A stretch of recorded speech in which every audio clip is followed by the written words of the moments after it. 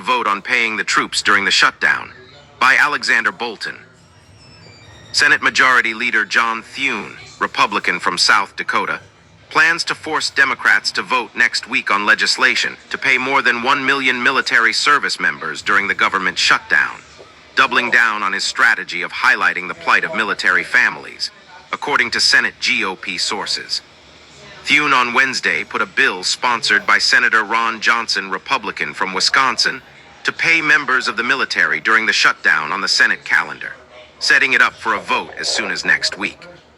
President Trump has directed Secretary of War Pete Hegseth to use all available funds to make sure active duty service members and their families do not miss paychecks during the shutdown, and Pentagon officials have identified $8 billion in unspent research, development, and technology funds to cover troops' pay during the early part of the shutdown.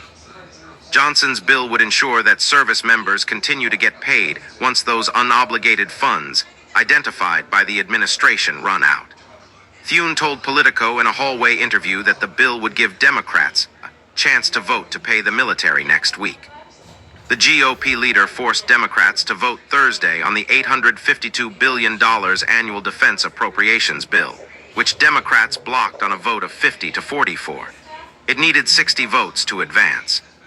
Thune slammed Democrats for blocking the bill, which had passed out of the Appropriations Committee with strong bipartisan support in July. Democrats just voted against the bill that would actually pay the troops. You have to ask the question, why, Mr. President? Thune said on the floor after the vote. Thune, citing a recent news story, said Democrats blocked funding for the military because they did not want to relinquish their leverage during the shutdown. I mean, who really cares, right? If the troops are paid as long as the Democrats are able to get what they want, he said.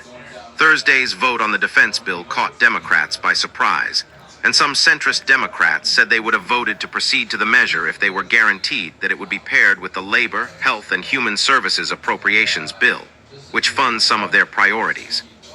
It has always been unacceptable to Democrats to do the defense bill without other bills that have so many things that are important to the American people in terms of health care, in terms of housing, in terms of safety, Senate Democratic leader Chuck Schumer, New York, told reporters before Thursday's vote.